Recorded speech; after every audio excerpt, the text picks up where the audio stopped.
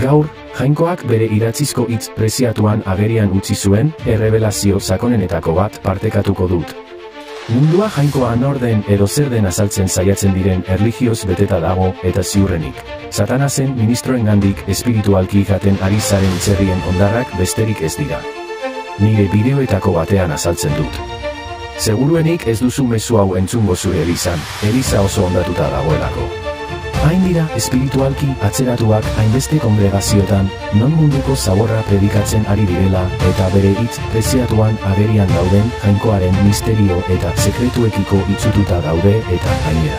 Haien arreta mundu honetan dagoelako eta ez Jainkoaren gauza espiritual, betiereko eta infinituetan. Jainkoak bere apostoluei eta profetei bere espiritu santuaren bitartez agerian utzi dizkien agerpenak. Kasu honetan, Paulo apostoluari, erlijio establezimenduak hankaz gora jarri eta haien erlijio sinesmenak astindu. Ikus dezagun Jainkoaren errebelazio sakon honi Jesua Mesiasari buruzko bere hitz preziatuan. Efesoarrei 4. Bertsoa 10. Biblia juru osoa. 10. jaitzizena bera da zeru guzien gainetik igo zena, gauza guziak betetzeko. Era berean, honako honetan ere irakurtzen dugu. Efesoarrei 4. Bertsoa 10.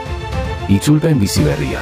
10. eta jautzizena bera da, zeru guziak baino gorago igo zena, unibertso osoa bere buruarekin bete zezan.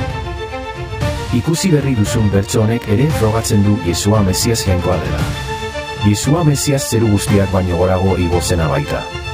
Nor beste ezagutzen duzu unibertso osoa bere buruarekin bete dezakeenik?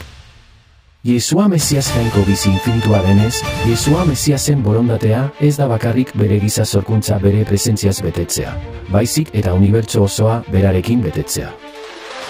Errebelazio sakon hau zurekin erlazionatuta ulertzea. Utzidazu azaltzeko bere biziko garrantzia duen zerbait.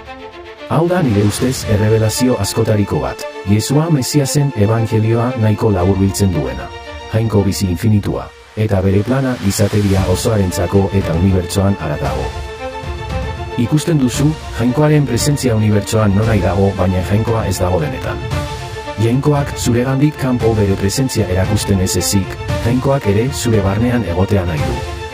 Horregatik, Jesua Mesias Jainko eta salbatzaile gisa sinetsi eta onartu dutenek ere Jainkoaren espiritu santua izan dezakete gure baitan.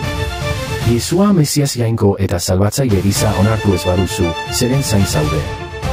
Ez aldakizu edozein momentutan hil daitekeela edozein egoeragatik.